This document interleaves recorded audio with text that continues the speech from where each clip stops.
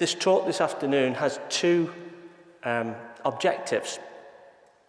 One is to hopefully educate, communicate and inform those people who may wish to know about the Royal Ordnance Factory, Chorley and the history. But looking around here, there looks like there's a lot more people in here who know more about the history than I do.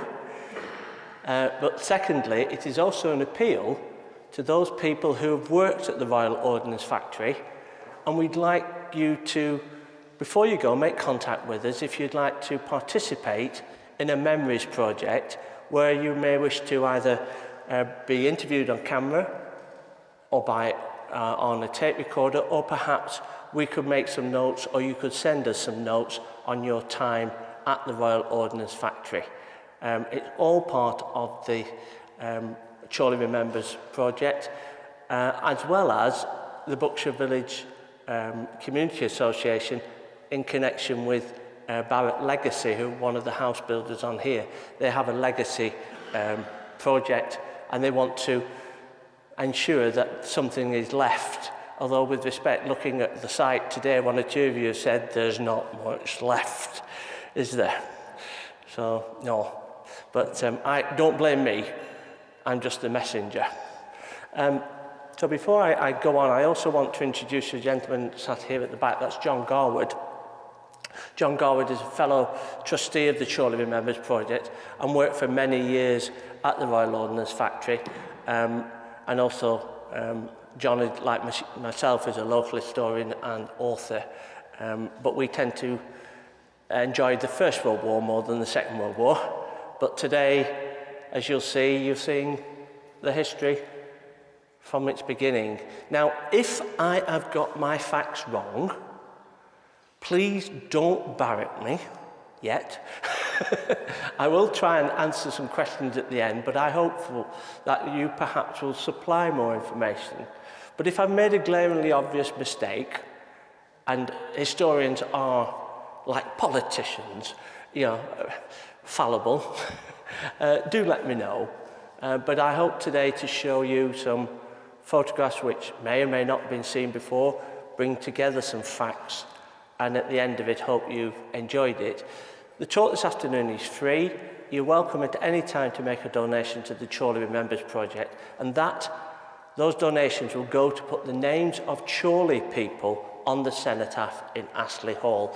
I've got to make a specific comment.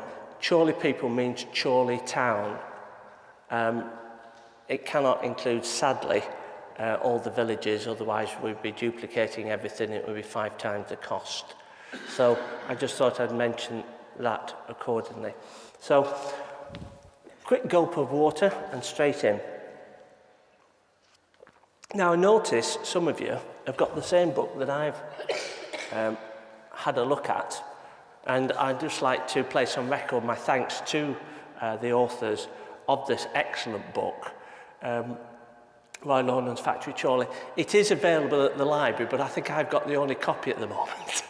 Okay, but you can also get it on eBay as well, so it's very good. But what we hope to do as part of the project next year is, if there's sufficient people give us their memories, we'd like, with permission, to publish those memories in a book called ROF Chorley Remembered, and that will be sponsored by and paid for by the Heritage Lottery Fund, and all the proceeds from the sales will go to the project, and hopefully in association with the Buckshaw Village. So, enough of the commercials. Chorley Remembers, I've explained, I trust to you, we're part of the Chorley Pals Memorial, and this project's come on from that. The title today is Buckshaw before it was a village, but you could, if you wish, call it ROF Chorley. So depending on how I'm marketing to the groups, those are the two titles of this specific talk. It's going to be very visual, with a few anecdotes and historical notes. It's going to be about, hopefully, the next 50 minutes or so. As you can see, the black and white picture there is of the site, not exactly in its entirety, but I'll show you a larger picture than that. Picture on the right here is also of it being decontaminated and also sadly bulldozed as it came to the end of its life. That you might find a bit better picture, and I'm sorry about the lighting here, ladies and gentlemen. We complain when the sun's out. We complain when the sun doesn't come out, so I'm sorry. But that gives you an idea of the site. Looking north is here, and that's southwards, and I think you can actually just see the main bridge on Central Road, Central Avenue. I don't know, people call it different things, depending on the time. But those who don't know, the Royal Ordnance Factory Chorley was a filling factory. In other words, it was there to fill shells. The Daily Express in 1939 described it as the Woolwich of the North, the Woolwich Arsenal down in London, of course. And if you're wondering why it arrived here, well, a little bit about that in a minute. But it's nice to find some of these little posters that have survived. It tells all the staff about pouring, as if one or two of you didn't know what to do. Yes, I can see one or two people smiling already. And this is Freddie, the perfect filler. Yeah. I suppose in these modern days it would be Frida, and I wouldn't be surprised if there was more ladies filled than men, but that's another story. It's, I suppose, the health and safety posters of its day.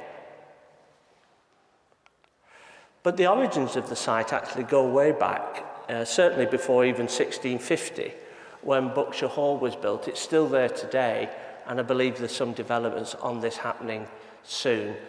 But I'm concentrating more on the site as it became ROF Chorley. I believe it goes back to a Robinson family, and there's two halls on here, Buckshaw and Bunshaw. But there's certain milestones and events that link to any particular site. I apologise for putting a picture of Adolf Hitler up, but clearly, if it wasn't for Hitler's expansion and policies and coming to power in the 1930s, this site would not have been built as a munitions factory. The gentleman next to him, actually, is Sir Douglas Hacking, the MP for Chorley, who was very much instrumental in getting the ROF to come and build the site. There are other things that happened, obviously, as you can imagine, not only during the Second World War, but the factory responded to the likes of the Suez crisis, reacted to become a major supplier to NATO. It even won an export award from the Queen's export achievement in 1983. But then it started changing hands, whether it be Royal Ordnance Defence or BAE Systems. But you might find this very interesting, some of the milestone dates. Back in 1934, a committee, and there's always a committee, isn't there?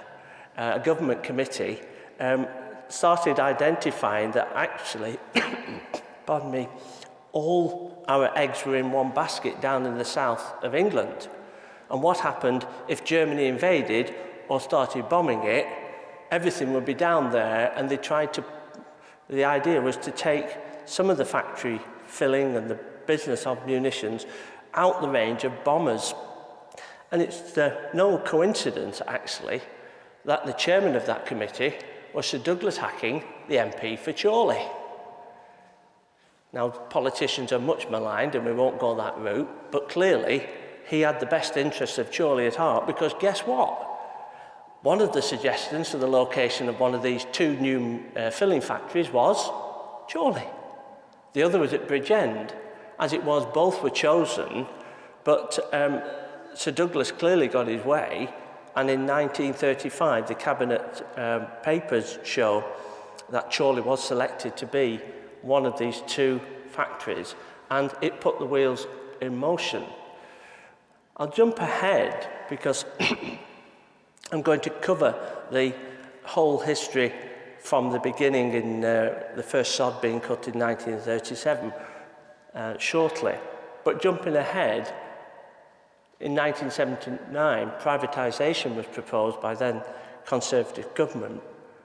And in 1985, the Royal Ordnance Factory per se was privatised, and of course it was taken over further by British Aerospace in 1991, and production, what was left of it on site, and perhaps some of you can tell me a little bit more, was moved down to South Wales.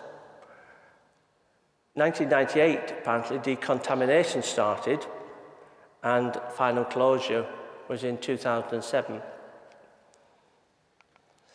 Now, there's some debate on who opened the Royal Ordnance Factory. Well,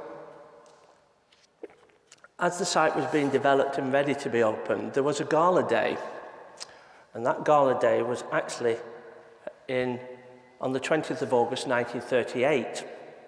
And it was attended by and opened by and entertainment by Dame Gracie Fields. Some of you may recall her as a lady from Rochdale, an excellent singer, and she was known as Our Gracie, a string of hits.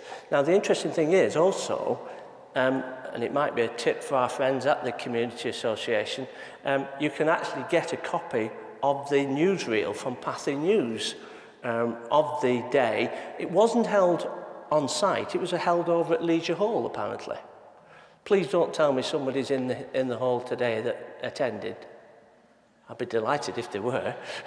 But apparently the Gala day, as the site was getting ready to be commissioned, was attended by thousands of people. And I understand Gracie Fields was invited because brother-in-law something had a connection with Chorley. The official opening of the site actually was on the 31st of March 1939, and you can see King George VI here on the station at the Halt, ROF Halt, and being presented to Lord Derby. He then officially opened the factory. Now, this is an interesting map. This is 1973, the Ordnance Survey map. Can you see ROF Chorley there? It was never, ever allowed to be on Ordnance Survey maps because the Russians might come and bomb it. If we didn't put it on a map, they wouldn't know it were there. How can you miss 928 acres? You know what I mean? But as 1973, it was not on any maps. But by 1993, it was. And you can actually some idea of the Ordnance Survey map, and you can see the railway here going to Euxton Junction and the West Coast Main Line, Dawson Lane, and so on. This is a very interesting map.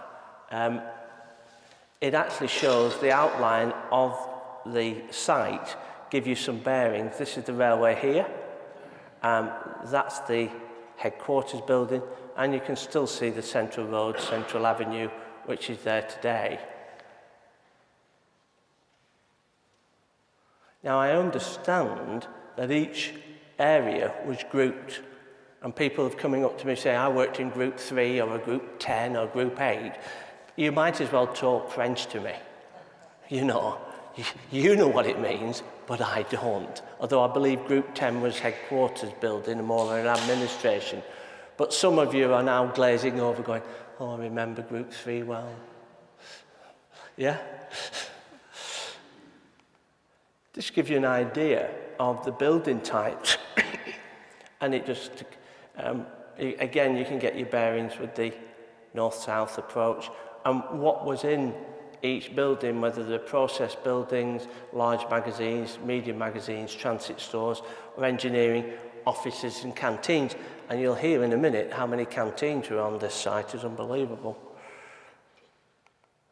To give you some idea of one of the photographs of the buildings of various sorts. And don't forget, this is an industrial production site. And you can actually see some of the magazines being covered up by earth, some of the buildings and the like.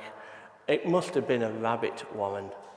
I don't know how people managed to find their way around it, but clearly they did. Those people who worked in the headquarters building, this is around 1960. You can tell that by some of the cars, a Ford Zodiac here. one of those French, awfully French, Renault Dauphin, you know, and a Morris Minor 1000 with a split screen, you know. Some people like their old cars, Ford Prefect van and so on. That's the headquarters building. And give you some idea what it looked like. I was on site a couple of weeks ago, and so these are pretty recent modern photographs in the colour versions. Interesting, if you look at the headquarters building, which is now Runshire College, the Runshire College building, if you look above the door, you can still see the royal cipher of George VI with the 1939 inscription on it. And actually, I was speaking to the marketing manager of Runshire College, and she said, well, I've never noticed that. She says, I've worked there for several years. And she's not. But it's a classic thing, ladies and gentlemen. We go around with our eyes closed, you know. We do. We miss things. It's amazing when you just take the time and look. That is still there. George VI, 1939. There are still one or two things around as well. Signs, that's still there. I can take you directly to that. Police post, or certainly observation points on the wall. This is some idea of the Euxton site before and during demolition. I don't think hardly any of these buildings exist today, sadly. And I would like to thank Andrew Marland, who fortunately did get on site before a lot was bulldozed, for allowing us to use these images. I believe Andrew lives on the... thank you, Andrew. There you are. Thank you very much. I'm still okay to carry on, am I? I'm still okay to carry on with the... You didn't climb over the wire, did you? Yes, Your Honour. And some of Andrew's excellent photographs here. I'm sorry the sun's on it, but can you see the left-hand one? Andrew didn't take that one, but they started setting fire to some of them. Now, I wouldn't recommend this, but clearly they must have done a health and safety audit, but they set fire to some of them. Yeah? Anyway, we move on. The site of the main gate is still there today, but you wouldn't know it had been there. There's no record of it. And please, I hope Barrett's and anybody don't take this the wrong way, but I feel it would have been ideal if they'd have left that beautiful main gate as a classic example of local history. To bulldoze it, albeit concrete, it would have been ideal to leave it, but then again, commercial interest and the like takes place. But it would have been a superb advertisement and superb piece of history. It should have been listed, in my opinion, but hey, I'm just an historian. But that's it today. But there are still things about, actually. If you do look on the Euxton Lane side of the site, you still see fire hydrants, you still see the wall with the observation posts in it. You still see the sign over Central Stores, it's still there. And these very unusual lights are, you know, almost cast iron. There's quite a lot of them around the site, and there's even some at the back of this site, to the other side, as well. Some contractor switches still around, and look, still the hydrants, still the sort of 1930s buildings and the street furniture, I suppose you could say. Let's give you some ideas and some facts and figures. Production, from my information, took place from 1938 to 1997. The first shell was filled on the 4th of December 1938, I think about 3:40 in the afternoon. Over the years, 300 different products and types were dealt with, made, produced, filled and the like on site. By 1985, 90% of the orders came from the British government, the Ministry of Defence, but by 1991 this had dropped to 60%. I suppose if you could call it battle honours, obviously the main contribution and I don't want to belittle any other contribution during the extensive time the factory was open, but obviously the main areas of production at the height was supporting World War II, turned on again when Korea, again when Suez, and also Falklands crisis as well. I like this picture, don't you, ladies and gentlemen? 1942, who did the risk assessment for allowing that lady to stand on a box? Eh? You wouldn't get away with that today, would you? Yeah? That is a picture from 1942, and she stood on a box. Yeah.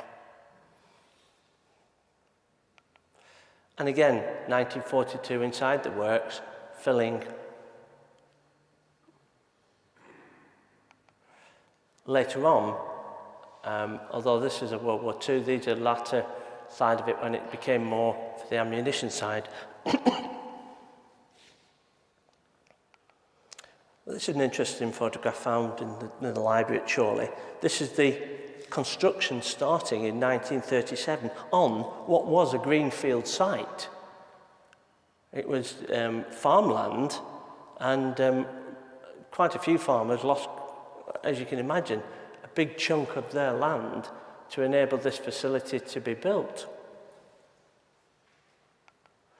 This should give you some idea of 1937 of construction happening, and you can actually see some of the railway trucks with the different pre-nationalised railway companies, London Midland, North East Railway, and everything was brought onto the site by the railway. This is the main gate being constructed, again around 1938. You can actually see the extensive wall that went all the way around the site. More about that in a moment. But let's look at some of the construction costs in pounds, shillings and pence, because some of us remember pounds, shillings and pence. Ask my son, he won't, but, you know. The land, 928 acres, it cost back then £105,000 to buy. Of course, that was a lot of money in those days. The budget, this is interesting, the original proposal by the Hacking Committee was an allocation of 2.1 million to build it. By 1936, it had grown to 5.75 million in 1930s prices. This is not modern prices. Just trying to equate that up will be unbelievable. But the actual cost in 1940 had risen to £11.49 million to produce this site. But they reckon the final cost was more 13.1 million in 1940s money, in wartime money. So it cost quite a lot to build. Give you some idea of the who did what and the why. Construction, the contract was awarded to Parkinson's of Blackpool and on a 2-year contract. Look at the construction workers, the numbers when they first started in 1928, and at the height of construction, 14,000 workers came on to help build this site, constructed in various ways, shape or form. And by 1939, it was still ongoing with 6,354. But the infrastructure is quite interesting, according to statistics doing the research. 50 miles of road. Now, you put 50 miles of road today on Greenbelt, everybody will be playing heck. 25 miles of railway track. Well, there ain't 25 miles of railway track left on British. No, I can't say that, can I? Yeah. But interestingly, 9 miles of perimeter fencing. Well, it wasn't a fence, it was a wall, a brick wall, all the way around. Fortress ROF. No, it wasn't. Great. I'm glad somebody's awake. I knew I'd get somebody. But it was a lot of it was wall, wasn't it? Oh, yes. This one. Yeah, right. Okay. Yeah. I knew I'd get a reaction. That's what I want. Thank you. But interesting, look at the construction materials used. 3 million cubic yards were excavated off 928 acres. Well, not exactly, because of course there were lakes, there were still green areas left there and the like. It used 30 million bricks. 1 million cubic yards of concrete was used. And look at it, over 500,000 yards of steel fabrication. This must have tapped into the resources of British economy quite high. Apparently there were 1,500 buildings, of which 1,500 were steel window framed. You know, there's 1,500 steel window framed. This is before double glazing, don't forget. And in fact, you can still see some of these windows on some of the buildings, can't you? Yeah. 30,000 square yards of glass was used.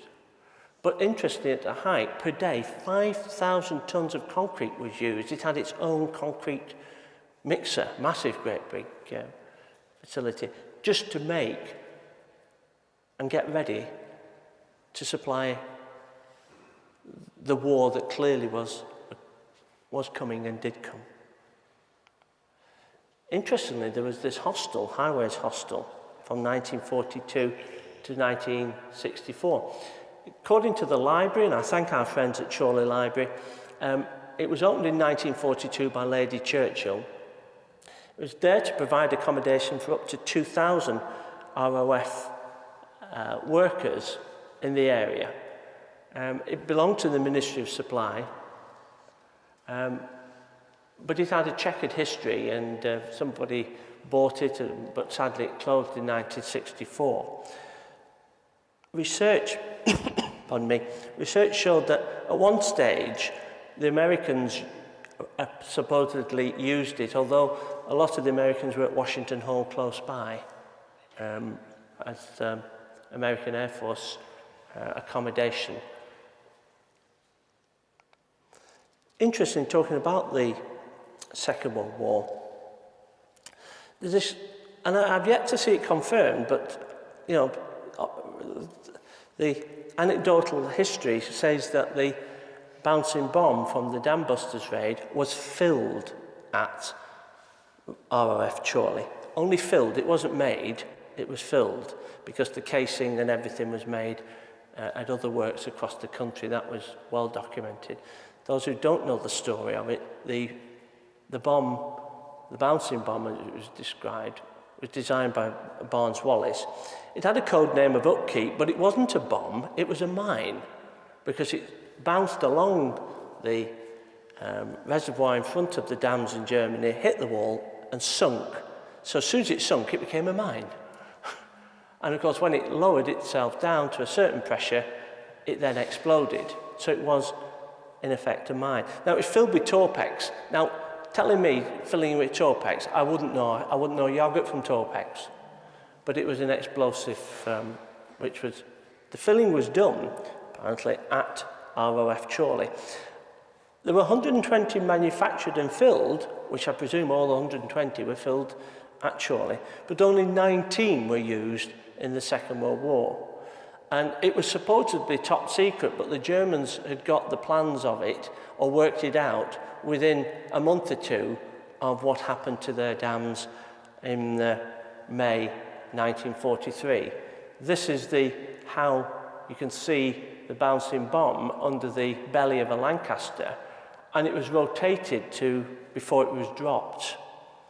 And that's the result of one of the bombs hitting the wall, going down, becoming a mine and exploding the wall, and all the water going down the Ruhr Valley. Its leader, Guy Gibson, won a Victoria Cross, but he was killed later in the war and is buried in Holland.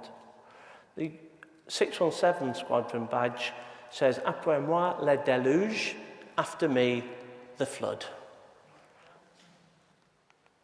Now, research shows that actually after the Second World War, the site diversified, because of course there wasn't the need or demand for munitions.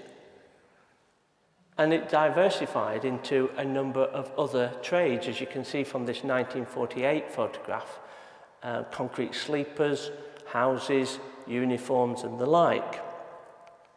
And in fact, concrete railway sleepers were one of the products that came out of the site, with production starting in 47. Of course, this was going to coincide with the nationalisation of the railway and reinvestment or further investment in the rail network after the war.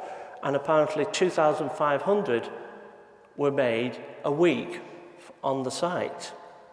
But using concrete as well, the site also made prefabricated houses called airy houses. And you can still see many today throughout the country still up and still habitable to this day. And in fact, I'm not sure if there was a few actually in Euxton themselves, or there's still a few around. But they were airy houses, and they were prefabricated, made predominantly out of concrete.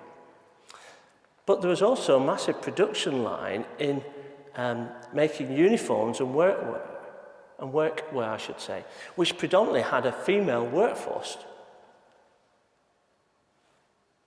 And in addition, it made ammunition boxes because there wasn't, as I said, the demand for the munitions. This gives you a photograph of 1948 of one of the production lines actually on site at ROF Chorley making uniforms and clothing.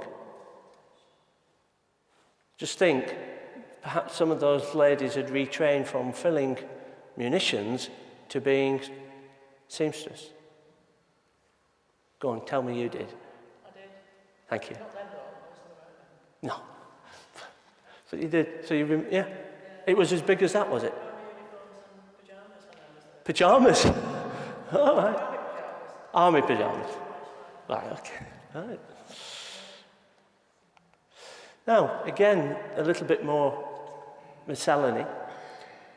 The roads, the main road was called Central Road, correct? Yeah? Yeah. The streets went north to south and they were numbered. The avenues went east to west and had letters. That's according to the statistics. And you've got a map, haven't you? Yeah. Yeah, I'll have a look at it in a minute. The railway, as I mentioned, had 25 miles of track. And in fact, it had, as you'll see in a minute, its own little rail network and its railway department, so to speak. Most of the rails were east of Central Road because that's where the bulk of the magazines, thank you very much, was based. Now, interesting, when you start doing the research, a site like this needed millions of gallons of water per day to operate. And do you know, they nicked it from Thirlmere because they tapped into the Thirlmere aqueduct, of course, which comes down from the Lake District of Manchester through Chorley. It comes through, whether you know the area, Withnell Fold and the like, and it all gravity fed. And they tapped into it as early as pre-war, just before the Second World War. Now, some other interesting statistics. There were 16 canteens on site. And would you believe, an 18-hole putting green, yeah, which I believe was well used from... Well, if you weren't management, you didn't go on it. But apparently that's what they said, and it was very well used. I don't know when it was, but certainly around the headquarters building it was there. Yeah, exactly. Interestingly, when they started clearing things in the 1950s, there were 40,000 blasts that went off. Now, our friends at the Community Association, if there's one blast goes off today, there'll be hell to play. But 40,000 in 1 year. Talking of the railway, sorry, the sunlight's on this, but it gives you some idea. This particular photograph, you can see it actually is the concrete sleepers going out in 1948. And you can actually see some of the extensive sidings and main lines that go into the magazines, trucks and the like. Now I just want to tell you now, there's no truth in this conspiracy theory that there's a line linking this place to Heapy. Yeah? Please, you know, there isn't. If it does, it goes under the canal and the motorway and everything, I can assure you. But I'm not going to cover the Heapy site. That's history to itself. This gives you an idea in 1962 when diesels were delivered to the site, and one of them is still preserved today, is down in Stratford upon Avon, and it's courtesy of the Stratford Broadway Railway Society that can be seen down there. It was one of 2 diesels delivered in 62. Now, railway, the Royal Ordnance Factory Holt, this is towards the end of steam in the 1960s, mid-1960s, because the station closed September 65, and of course the last steam engines was 68. So we reckon it's about 1964-65, this photograph. The station itself, though, was self-contained. You couldn't get off it unless you were going onto the site. And in fact, the trains these are the 2 through lines, the Bolton to Preston line, and these were the 2 lines that served the platforms, and beyond that actually was the line to get onto the works for the goods trains. You can actually see the bridge there, can't you? Can you just see it? Yeah? It was actually demolished in 2002, I know, because somebody actually gave me, well, the station was demolished in 2002, and the original bridge, which stood there from 1937-38, that too was demolished, and somebody actually gave me a collection of photographs of it being demolished. And obviously, that particular day, the railway wasn't working, as you can imagine. So the current bridge is relatively brand new. Now, bringing it up to date a little bit, the railway has come full circle, as it's now known as Buckshaw Parkway, and just give you an idea of then and now. That's the picture of 2005, and you can actually see nothing on this side of Buckshaw as a village or Buckshaw as a industrial or commercial site, and you can actually see the old headquarters buildings here and central stores. This is Runshire College. I worked in Runshire College for a couple of years around this time, and they were saying, oh yeah, we're going to build this station, and eventually they did, because if you look, this is it under construction in 2011, and again you can see just to the right some of the old ROF buildings. And again in 2012, compared it to even 2011 Chorley Guardian picture, you can actually see it. That was my picture the other day. And very interesting, when I took the pictures, it was about 8 o'clock in the morning. I'd dropped my wife in town to go to work. And I went there, and the site, a lot of mist came down over the site. Now this actually was one of its saving graces, certainly in the Second World War, because it was very much a misty site. And in fact, the Germans tried to bomb it and ended up bombing Lostock Hall. And I thought these Germans were efficient. But clearly they missed it and mistook the railway junction at Lostock Hall. I think Ward Street got it. I think there was a, yes. And he knew where he was too. Sorry? He worked at Leyland Motors, he knew exactly where he was when he dropped that one. Did he? So what? Did he? He was an apprentice, yeah. Did he? But certainly when I was doing this photograph, it was great to start with. Then all of a sudden the mist came down, then raised again. It was quite, and I was talking to some people from ROF over the years. They said, yeah, it was a misty site. I don't know whether it was just a natural phenomenon, but certainly. Now, of course, the station opened on the 3rd of October 2011, and I believe 2 gentlemen tried to compete to buy the first ticket. Yeah. I believe, I knew one, but, you know. But give you an idea of a then and now pictures. You can actually see the King arriving in 1939, and the spot where he stood, or close enough, is not on the main platform and this new platform anymore, because of course back then there was 4 lines through. Today there's only 2, and the area is at the back of platform 2. that picture that you saw of the steam train in 1965, it can be replicated, and I believe I got it as close as possible recently. But a factory, a unit, and the like is only as good as the people who were working on it. And let's look at the numbers that I've been able to find. 1939, just 1,000 people started. And apparently it was a major logistics exercise to recruit people and then train them. If you think about it, to get this factory up to full capacity. And it was also chosen because, of course, around the area were major towns such as Preston, Blackburn, Wigan, Bolton, and, you might disagree with this statement, we had a very good railway network in the Second World War, you know, and so transportation was not a problem. Nobody came by a car, they came via railway predominantly, hence the station was built for that purpose. And if you look by 1941, when production was at its height, I believe on a 24-hour production cycle, there was 35,000 employees on that site.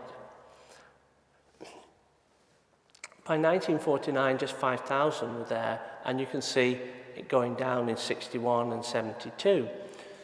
I like this little one in 1949. Hours were 7:30 till 4:30, and you only got half an hour for lunch.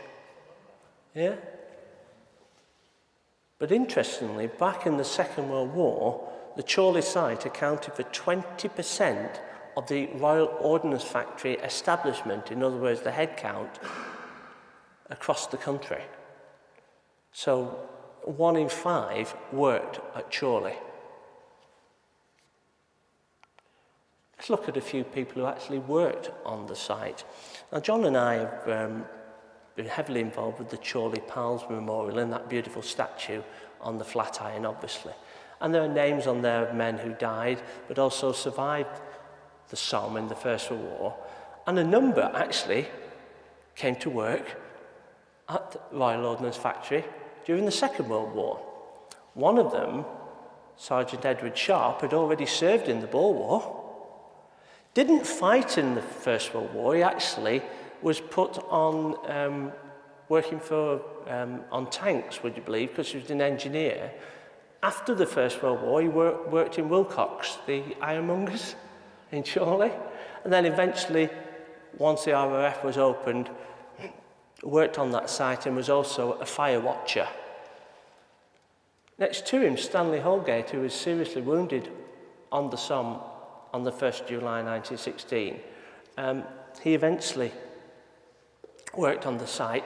He was known as Flipper, wasn't he, John, because of the size of his feet. He had big feet. And this gentleman, Peter Hunt, Pee Wee Hunt, who was a well-known musician, also in the Chorley Pals, he was in the band, but he also worked as a policeman on the site at the ROF during the Second World War. Now I've got a few other photographs as well, because I like my talks to bring home the social and the personal interest, not just statistics and history. If you can just see that lady on the left, that's my great aunt Nellie Smith, and she worked at the Royal Ordnance Factory during the Second World War, and she would catch the train up from her home in Bolton every day, day and night, to work on the production lines. Now, this lady was a spinster all her life. She smoked Woodbines and Capstan full strength and drank stout like a fish, and she could swear like a trooper. And fond memories of my great Aunt Nellie. We used to call her Nenny. But she worked on site, and she did say to me, as a boy I could remember saying, she used to get off the train at ROF Halt, and she said she never saw Chorley because, of course, you know, she'd get off at the station and get straight onto the site, you know. Now, the gentleman in the middle is John Garwood Sr., John's father, who had served in the army in the First World War and second in India. No. Not in India. Well, you were born in India, weren't you? He served in India, but he was a policeman on the factory. But he was a policeman on the factory. And a lot of the policemen around that time were recruited from army backgrounds, and it should be a sergeant at least to get on. When they first started, they had to be a sergeant with a long service responsibility. Really? So how did you get in, John? sorry. You didn't get a long service medal? Because John, as you can see on the right, They used to say it was 21 years undetected crime. 21 years undetected crime, did you hear that? To get your long service medal. And John followed his father onto working, and I understand I'll embarrass Marjorie now. John met his good lady on site as well. So it's got a lot to answer for, this Royal Ordnance factory, in more ways than one. But, you know, just think of all the people, some here today, what your story, their story is. I'm sure you could tell us a lot of stories. And some you didn't tell us, but you'd like to tell us. But it was all about the people. But interestingly, when I find doing my research, you were seen to be called operatives for some reason. They were, you know, I don't know why. Everybody seems to describe them in books as ROF operatives, you know. But there's a couple of interesting things I'll show you in a moment. But I like this one. This was given to me last year. This is the Silver Jubilee picture outside headquarters building. It'd be 1963. The two cannons that were there are now down in South Wales, at the site down there. They've been moved. I know Lindsay Hoyle, the MP, said he'd like them back. A bit like the Elgin marbles, you know, Greece wants them back. But they're still about. And actually that gives you an idea. You can still see the bottom of the flagpole is still there, rusting away, I might add. So whether that will ever get replicated, I don't know. Now, I mentioned the police and John's father and other people working in the police. It had its own police force and its own police dog handlers. This is around 1974. I think that is fair to say because of the Ford Cortinas, but not the modern Cortina. And you can actually see the police. And the signs there saying, danger, police dogs running loose. Yeah. But start doing research into any site and there's some names come up. And I also not only have an interest in history, the First World War, but also football. It's one of my, had been one of my passions for many, many years. And also steam railways. So you've had your steam railways, now you're going to have your football connection. You've had your World War I connection. But this was, I found, as a gentleman called Charlie Ashcroft, who died only quite recently. He lived in Eccleston and died in Eccleston. He was born in 1926 and was a goalkeeper, was spotted by Liverpool playing in the Chorley League, I think, from my memory, and with Eccleston Juniors. And look at him, after the war, after working at the ROF, made 8 to 9 appearances for Liverpool. Won an England B cap in 1952, yet he had a broken arm. He couldn't straighten his arm, but was a very useful goalkeeper. Moved to Ipswich Town, Coventry, and then came back to Chorley to play in the very successful non-league side that Chorley had between 58 and 62. But he died in 2010. But he worked on the side. I don't know if anybody knew him or can add to it. Yeah? Yeah? Now, if somebody can tell me, this is quite fascinating, when you start doing Google search, there was one particular gentleman, Edward Ashcroft, no relation to Charlie, who won a George Medal for bravery on the 21st September 1941. According to the London Gazette, published in December 41, the award of his George Medal was to this gentleman who was a process worker Royal Ordnance Factory, Ministry of Supply. Now, they didn't nominate or say where it was because, of course, wartime censorship. But the London Gazette published that when an explosion occurred in a factory, the door of the filling cubicle was blown open and a wall of fire flashed across from the cubicle to the edge of the shop. Mr. Ashcroft immediately attacked the fire with 2 buckets of water, which were close at hand. Water was then passed to him by a human chain from a tap at the edge of the shop. Almost very Heath Robinson, you could always imagine, but this could have gone up at any time from what I can gather. He had to stand close to the machine, which still contained explosives, but regardless of his own safety, he persisted until all the flames were extinguished. And that was in the London Gazette for this gentleman. I'm going to see if I can find a bit more. If I write the book, I'll see if I can develop this more, whether there's something in the Chorley Guardian. But of course, wartime is very much hit and miss with censorship and the like. But I'd love to know about Edward Ashcroft, GM. Was he a local man? Was he one of them like my great aunt who was come from Bolton or Wigan or whatever? Who was he? Clearly, from my research, another book I've seen, he was the only man to receive a gallantry award in the Second World War from the site, although over the years thereafter, quite a number of staff were in receipt of the British Empire Medal and various other awards from, would be the Queen then, and still is, both for long service and service to the factory. So I hope that gives you some idea of just a few of the people. We'd love to hear more, for obvious reasons. And as I end now, and I hope I've been able to inform and entertain in 50 minutes, I'm sure there'll be a lot more stories to tell, and we want to hear a lot more, because if you or people don't tell us, they get lost. If you would like us to come back to you at any time in the comfort of your home, have a chat to you, bring a digital camera and photograph, or if you have things to lend to the charity, the Chorley Remembers project, we do look after them and we will hand them back to you.